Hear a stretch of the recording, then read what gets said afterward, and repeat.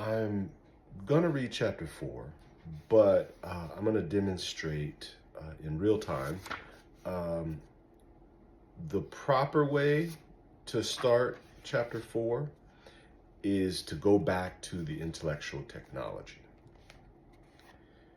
thought process, terminology, and transliterations. At the turn of the 20th century, African descendant peoples refused to participate in the perpetual smoldering of their dehumanization and made choices to segregate themselves behind the corporate veil of municipality. Few outlets exist to explore the conscious efforts of African descendants who sought autonomy through notions of God and regenerative agricultural practices in frontier spaces.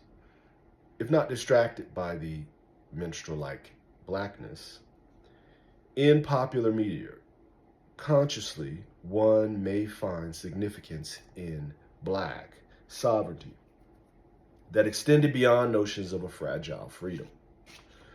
Undergirding the historical significance of Black bodies in the borderlands, Blackdomites struck oil in the 1920s.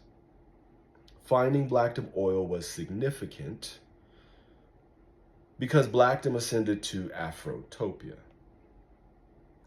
Borderland Studies helps to inform this new Black history. This narrative contains remixed intellectual technology to help the reader better absorb the methods, breadth, and scope used to reintroduce a story of people who thought they knew Blackdom and introduce a narrative to people who have never heard of Blackdom. In an effort to override a systematically imposed ignorance blanketing the United States and the world, I intentionally quarantine a reader to focus on the material presented. Black people was a notion developed by those attempting to craft a narrative of white superiority, as well as project the normalcy of white supremacy using popular media. As Europeans sought to colonize indigenous places and spaces, they created creature-like cognitive relationships between skin color, labor, and personhood. The history of whiteness reveals an association between the desired signifier of white people and the antithesis of Black people. The manufacture of Blackness in popular media has distorted reality for people of African descent and the identities they subscribed to. For a more cogent reading of my work, below I define Black and all of the major corresponding derivatives due to the mass production as well as commodification of Blackness in popular culture, due in part to the soul murder of some Black folks. This book contains material that may appear foreign. Black, when referencing people of African descent, refers to the intersection of people and politics. Blackness embodies the constant morphosis of border dweller bodies, politics, and the existential crisis of white hegemonic power. Black people, the term, embraces the humanity of people under the conditions of Americanism. Black sovereignty articulates the exercise of freedom within the souls of Black folks and the existential manifestations. Blackdom Townsite Company enables Black people to reach sovereignty in a legal system designed to assure white hegemonic power. Blackdom, as a term, functions as a catch-all expression with some focus on place. Blackdom has an emphasis on space rather than place for the purpose of including intangible signified notions of Black people. Blackdom imbues the bold possession of Black sovereignty and brands those who engaged in Blackdom. Black colonizer refers to a distinctive experience of Black folks, century-long colonization effort, and distinguishes between other colonizing forces that invaded indigenous lands. Black cowboy identifies and emphasizes an often untold, mostly unknown, and or misrepresentation of Black people who engaged the West. In this narrative, Black cowboy refers to a distinct culture rather than popular projections of cowboying. Black colonization continuum assumes the ontology of Black folks functions across generations as a guiding light to freedom and sovereignty. Black ministers nurtured the sovereignty impulse of Black folks throughout the Black colonization continuum. Black military personnel commanded respect in such a way that they helped shift and shape an often illiterate yet wise community. Black Freemasons were an outgrowth of Black folks' striving and a signature institution in part responsible for Black folks' cognitive and multidimensional engagement of Mexico's northern frontier. If the Black colonization continuum had a destination from its messianic trajectory, Afrotopia explains the manner in which Black people existed in diaspora. Moreover, the standardization of their archetypical course of striving demonstrates their cognitive adaptability to learn from the past and replicate a prosperous present. Afro-Frontier defines a specific course for Blackdomites who adapted in Mexico's northern frontier space white colonizers stole from a native and indigenous peoples. Afro-frontierists were opportunists and beneficiaries in an era of American frontierism.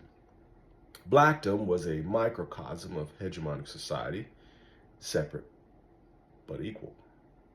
Afrofrontierism unifies the thought process above. Afrocentric notions of utopia often hinge on a mythologized trajectory of victimhood and or redemption. Most often, Promised Land functions as an innovation of physical space divinely prepared for the faithful. In this narrative, Blackdom was both promised land and promised government lands confiscated from indigenous peoples. My intent is to be respectful of this era's skepticism of experts. Considering all known information can be accessed with a touch of a screen in the palm of your hands, misinformation also exists in the same space. Often reconciling competing narratives works to the advantage of hegemonic society, and I do not desire to further distract the reader. For example, throughout this piece, I consent to using Black when referencing people of African descent. Even though race does not exist, racism does.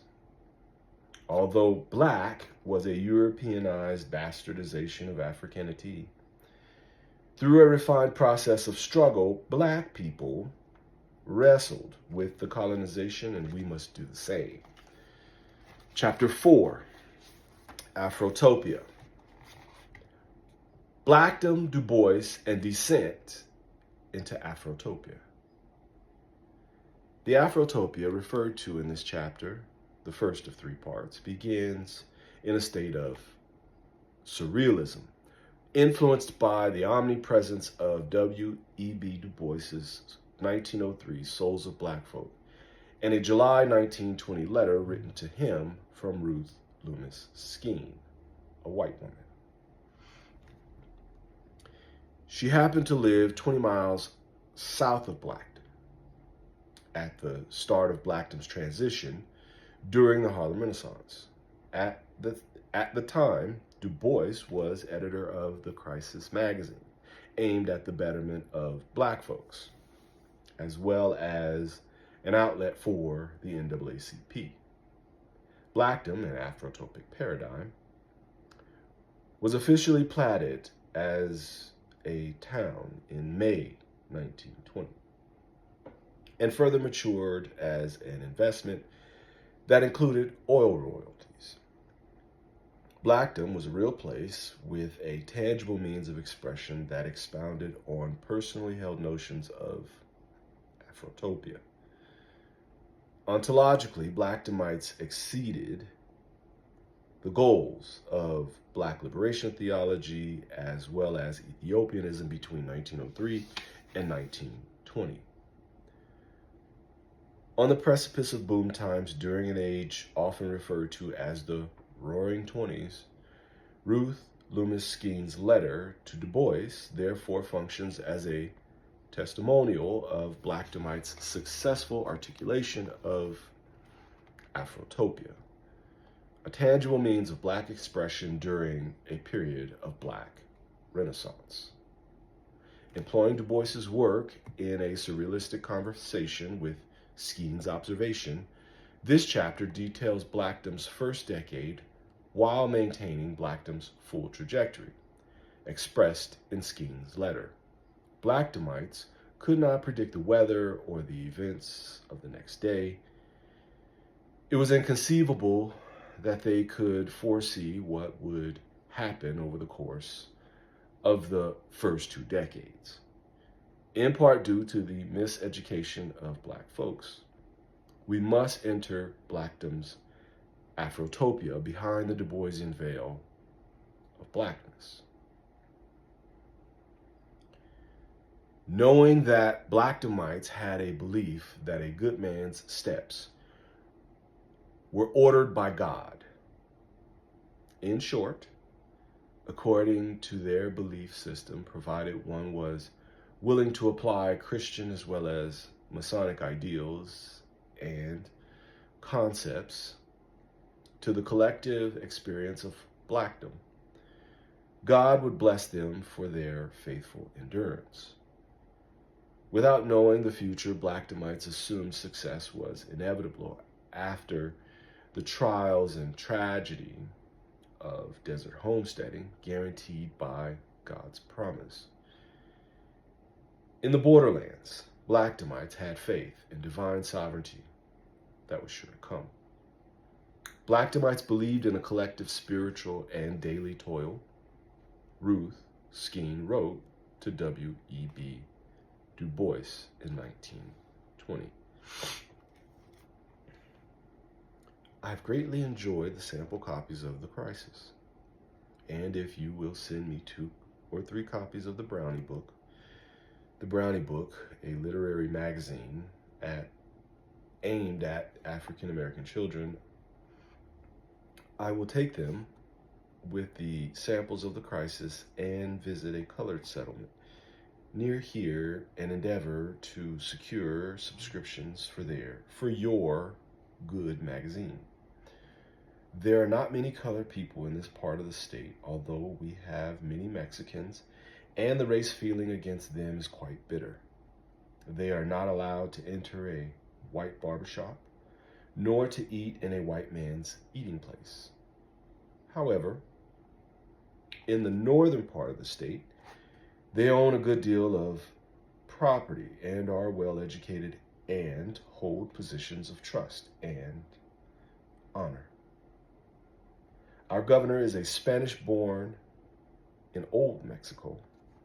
Of course, historically, the Spanish people have a perfect right here, and there are persons in the state possessing a fair attitude towards them. But They are only what English writer John Ruskin calls, quote, a little group of wise hearts in a wilderness of fools, end quote.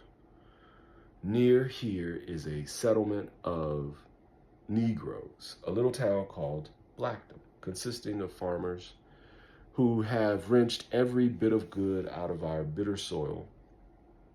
They are quiet, good citizens, and molest nobody. They have had little chance for the cultural things of life, and I believe they would welcome an opportunity to take your papers and magazines. Of course, they may already know about them. They have a little school and a church.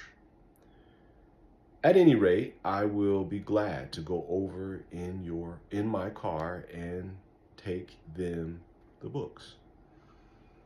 I have lived among Negroes all of my life, have had them in my home as helpers, and known them very well. But I had never, until going to California, lived where they were not segregated. Thus, according to Ruth Loomis Skeen, Blackdomites appeared in full expression of Afrotopia in 1920. Unbound by the geography of the New York-based Black Renaissance movement and her ethnic background, Ruth Skeen was a poet of Irish heritage who also went by the pen name Reba Kane. She lived in places from California to New York, and although she was a white woman, per her understanding, Black folks maintained their souls and knew how to express themselves. In an apparent attempt to negritize her name as an author, in a 1929 issue of the Crisis magazine, located in New York on Fifth Avenue, she published Dark Lover. Cognizant of the time in which she existed, Skeen's minstrel expression of her soul in poems from a position on the Black side of town highlights a slightly veiled Black experience, Black space, difficult to experience on the other side of the proverbial veil. The two-ness was used for all who engaged in the practice. Blackdom was an in-between frontier space in the Mexican-U.S. borderlands where Black people quarantined to engage their duality to achieve Afrotopia. Wilson Moses's notion of Afrotopia informs how one might imagine a society built from a singular Black intersectional messianic consciousness, and helps interpret the documented activities of Blackdomites in the midst of a dual reality. Moses tracked Afrocentrism as well as anti-modernism and notions of utopia from the 1700s through the 19th century. Also important to this study, Moses's work, The Golden Age of Black Nationalism, 1850 through 1925, helped contextualize postbellum Blackness in early 20th century America. Moses's works illuminate the centrality of Back to Africa schemes and brings into focus the new Blackdom narrative trajectory, shifting from a freedom model to a sovereignty model, mostly until the history of Blackdom disrupts the tri-cultural narrative. Blackdom's intersection and the old tricultural narrative. The Albuquerque Journal published a February 14, 1965 segment, whose headline read, quote, 50 years ago, end quote. One must take into account the Pecos Valley region's Confederate past and white supremacist-led efforts, as well as the articles being written in the 1960s during significant politicization of human rights. It depicted a traveler to Artesia, 20 miles south of Blackdom, in the same place from which Ruth Loomis Skeen wrote her letter. Artesia. A short time ago, the Negro preacher from Blackdom, a Negro settlement in Chavez County, came to Artesia to solicit funds for a church. He received a liberal response to his plea for donations and went home well pleased with the consideration given him. But there's no Negroes residing in this town. Artesia is the only town of any size in New Mexico where colored race is absolutely barred out. The piece written in 1965 was meant to reflect Blackdom 50 years prior, around 1915. How does one reconcile Blackdom's reality for some and not others? As we focus on significance, success and failure hinges on one's perception. Newly discovered documentation challenges a pedestrian view of New Mexicanity as a triad of indigenous Spanish and white people. The tricultural narrative germinated in a unique space colonized by people of a white consciousness that helped erase histories. New Mexicanity bent towards white supremacy over time. Evident of the complicated space, however, white colonizers were not the unique source of hegemonic power. The newest wave of colonization at the turn of the 20th century in the so-called North American continental interior collided with inhabitants conditioned to resist. Indigenous and native peoples resisted long enough that white colonizers relented to racialization and creation of more whitish people. In September 1903, Chavez County's economic surge had undergone a wave of business incorporations after regional large infrastructure projects described in Chapter 2. 13 black men signed the Blackdom Townsite Company's Articles of Incorporations and were able to function as businessmen. In so doing, Blackdomites veiled themselves from the vagaries of a society beholden to white supremacy as well as physicality. At the turn of the 20th century, what had become the U.S. territory of New Mexico was in transition to statehood and a final annexation of indigenous lands. The white supremacist violence extended beyond bloody battles and massacres. Systematic corporatocracy within the homestead process shifted borders and people as a perpetual reminder of the ongoing horrors in reservation life.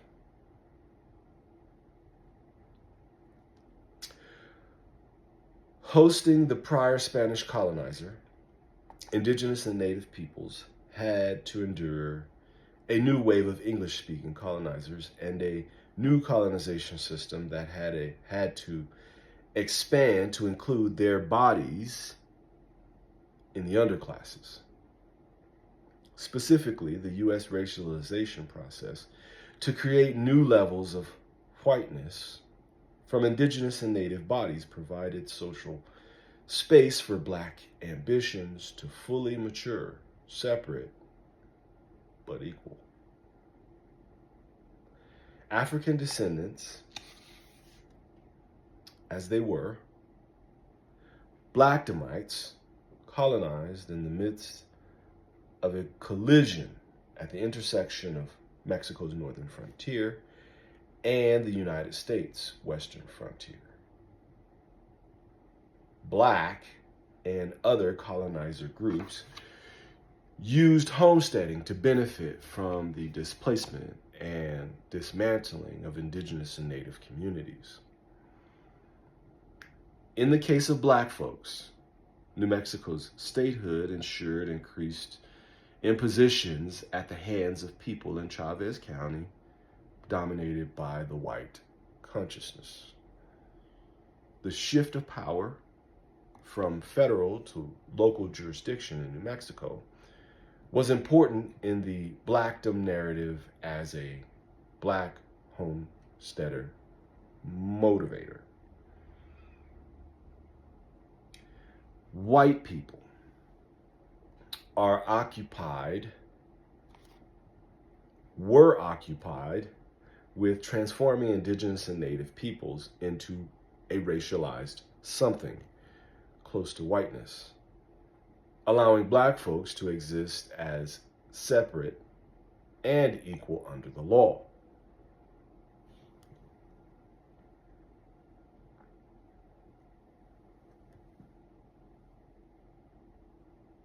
The Lost Years, 1903 through 1909. Consider this section's title, The Lost Years, as ambiguous because of our shift in focus to highlight significance on the black side of town. Depending on one's perspective, the early struggle of Blackdomites was both lost and found. Lost in the notion of the old world that black folks understood, and found because the town proceeded to grow through the Great Depression. Lost was the black poverty in a white-dominated society. Through the lens of the standard black narrative, freedom to exist as the permanent underclass was lost in the Blackdomite quest for frontier sovereignty. Early Blackdomites fell short of large land acquisitions to build a town, and few were able to prove up a homestead, so that many were lost to the struggle. Blackdom, however, endured as a desirable idea long enough to function as insurance against New Mexico's imminent statehood. In September of 1903, the Kokomo, Indiana Daily Tribune, on page 7, reported organization of Blackdom. Black folks who had recently migrated to the incorporated state of Indiana endured a summer of white violence. Blackdomites focused on Indiana as the entire U.S. was exposed to the creation of Blackdom Townsite Company. Blackdom was an autonomy project specifically designed by people in Chavez County who had the privilege of little to no Jim Crow law enforcement in the U.S. territory. Folklore about Blackdom emphasizes the importance of white violence, but facing little to no white violence, Blackdom was built by people who reached a place of relative sovereignty and invited others to join. Blackdom's early years appeared lost as black homesteaders attempted to adjust to the steep learning curve of dry farming. Blackdomites maximized individual capacity with community support, apprenticeships, and host families for better integration of new immigrants over time. The Eubank family's initial exposure to the Afro-frontier town Blackdom scheme is unclear, but homestead records document their journey in Afrotopia. Nurtured in messianic colonization ideals, black folks building a town on hard-to-irrigate Mescalero Apache Reservation desert land required a significant amount of imagination and faith. Significant in the story of Blackdomites, the homestead process functioned as a day-to-day and a year-by-year standardization process to measure one's progress. Advantageous to the Blackdom scheme, homesteading ensured there were actions to take, planning to manage, and a clear phase of execution uniformly understood by all of the illuminated observers. In 1903, Blackdom's incorporation was advertised throughout the United States. Associated Press outlets echoed from the Santa Fe, New Mexican. More than likely, Crutcher Eubank, the family patriarch, harbored colonization intentions as part of his training in liberation theology as a minister from Kentucky, and was exposed through his network of ministers, many of whom were Freemasons. In 1904, the lack of a massive influx of immigrants and migrants signaled Blackdomites' slow ascension into Afrotopia.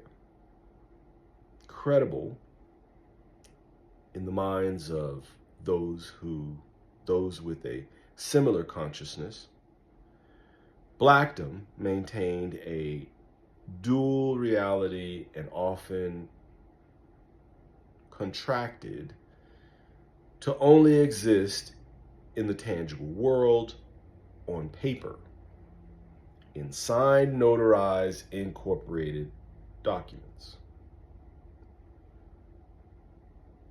On an archetypical Afrotopic trajectory, the Eubank family narrative reveals profound significance in understanding Blackdom better. After a century has passed, descendants continue to own land in what was Blackdom.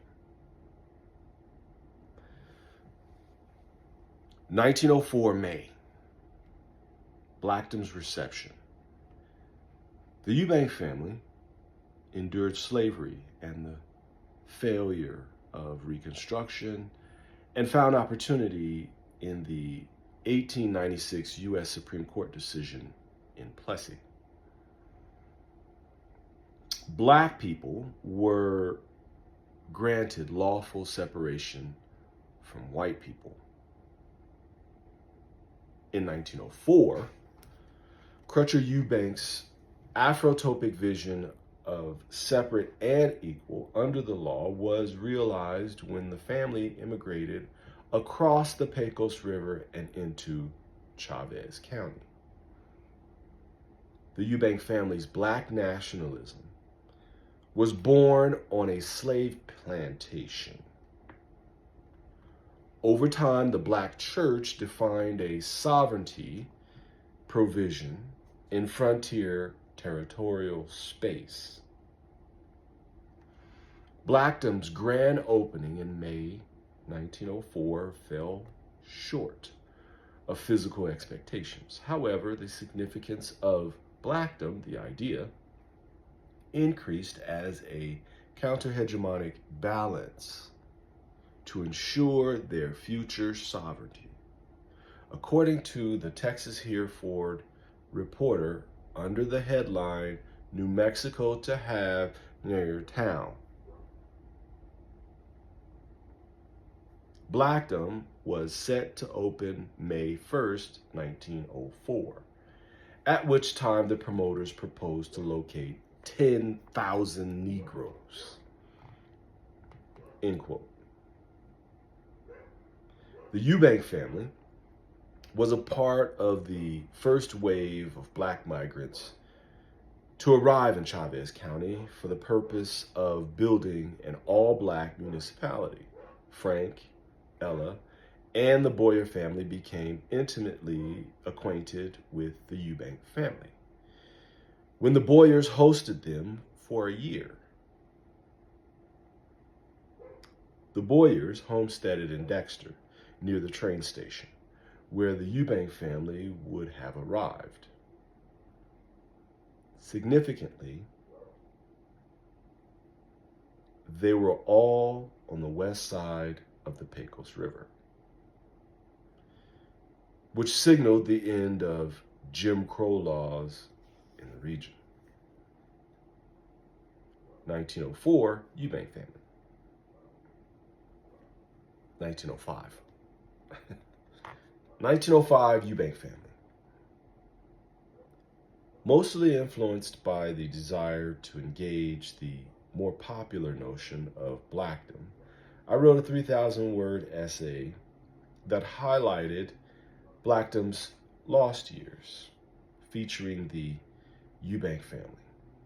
Accurate in my assessment of the family's first year as homesteaders and second year in Chavez County, I wrote, quote, "The Eubank family was faithful, consistent, and hardworking, but they sowed seeds in the right place at the wrong time and reaped little harvest for their toil," end quote.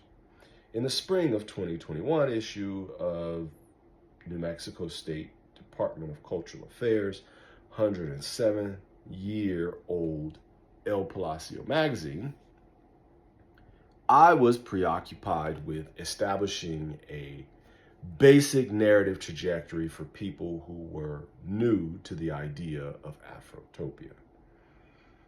The Eubank family had an appreciation for education, as shown by the accomplishments of granddaughter Grace, who earned a degree from Lincoln University in Missouri.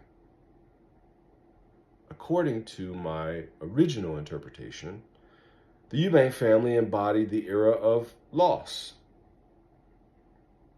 After further excavation, what appeared as failure may have been an experimental plan unique to the region, time, and space.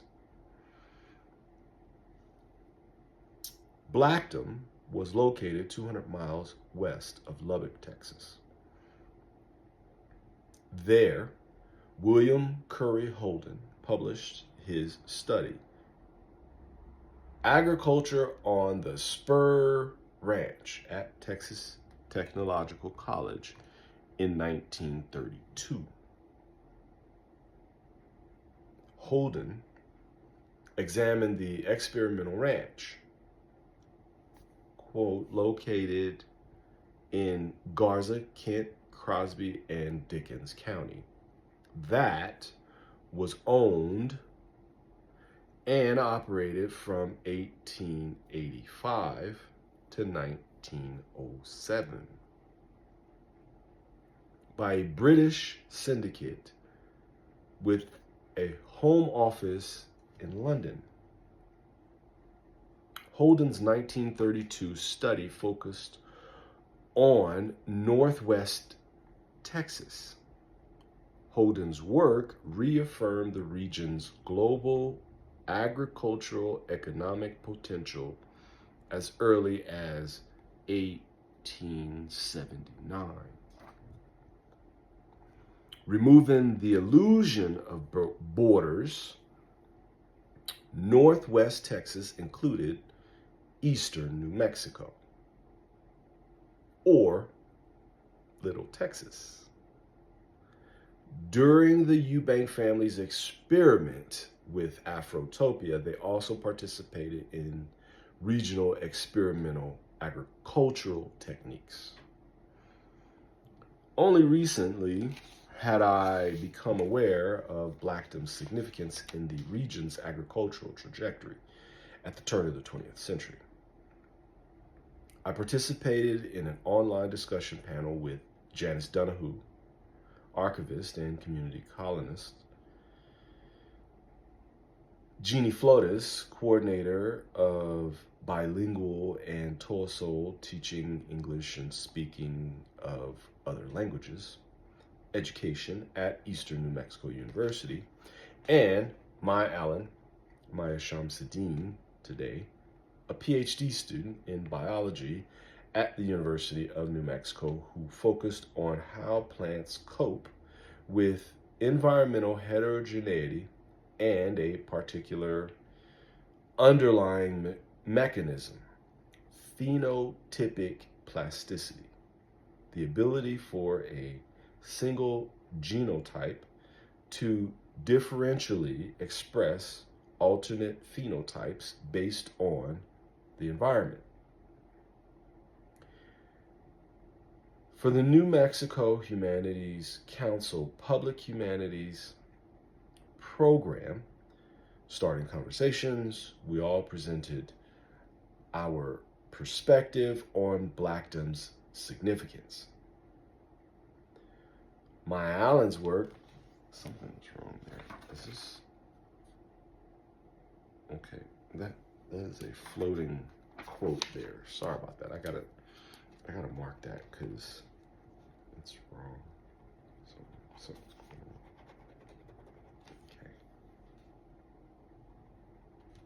okay. All right. Yeah, it's a floating quote. Like it's a thing. Anyway,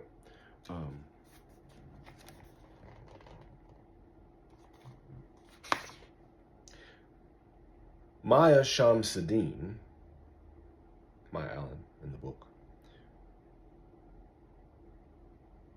her work suggests my initial conclusion about whether or not the Eubank family was short-sighted.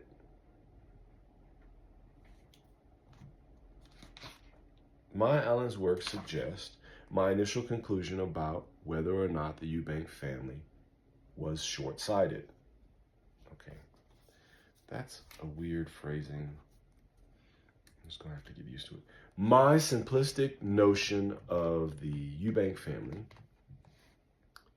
and specifically Crutcher's faith, colored my perspective when I wrote, quote, "He misread the warm weather plant. That early growth was steady, but his leap of faith was insufficient." An elementary survey of regional botanical history reveals a legacy of experiment in the region.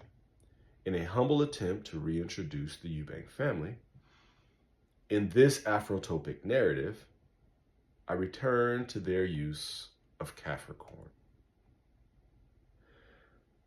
By most measurements of successful farming on desert prairies, the Eubank family's first year of homesteading appeared disastrous as they planted Kaffir corn, a warm weather crop in a winter ground. Belonging to the sorghum family, the plant grows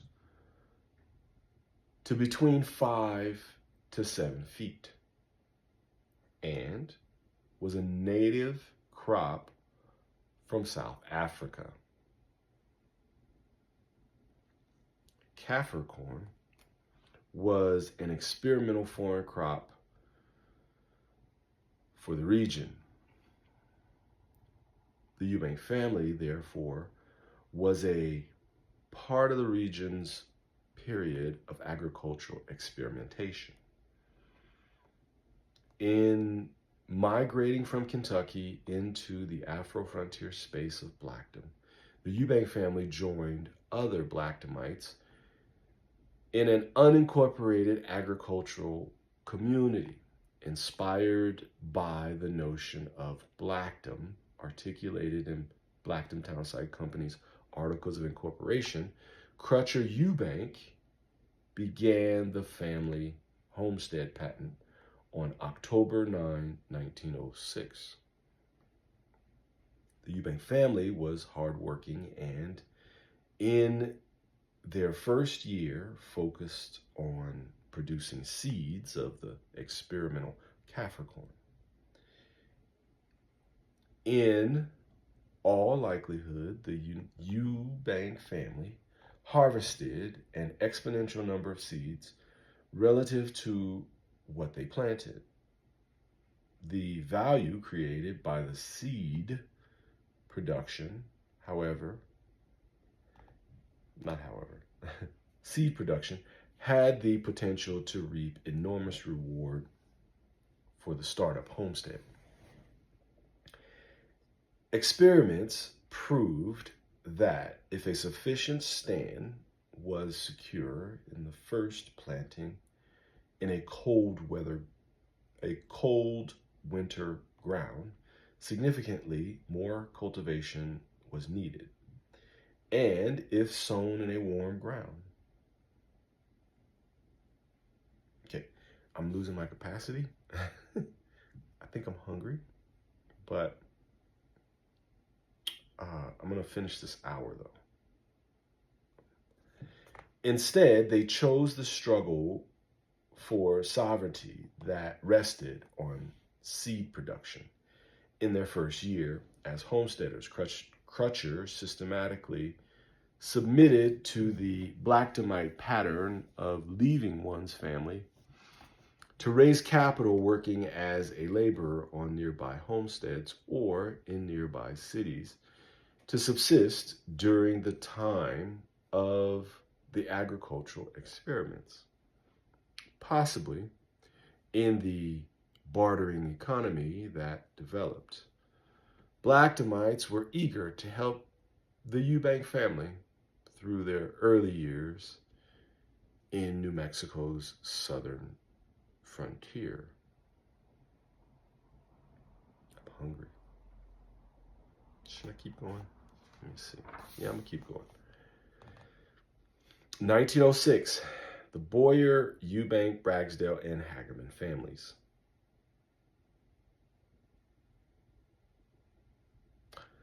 In 1906, the Boyer and Eubank families homesteaded in Chavez County. At the time, Frank Boyer was Blackdom Townsite Company's president, legitimizing further investment in New Mexico's southern region. In 1906, Herbert J. Hagerman, James Hagerman's son, was federally appointed to the 17th Territorial Governorship of New Mexico out of the capital Santa Fe, 200 miles north on Highway 285. James and Herbert used their tremendous influence to solidify Chavez County's place in a regional economic driver of exponential growth in southeastern New Mexico. Blackdom had a slow progression, and the new settler families brought with them talent and fresh understanding of the potential for, is it 2 o'clock or something? I must remember this. You know what? I'm gonna pause it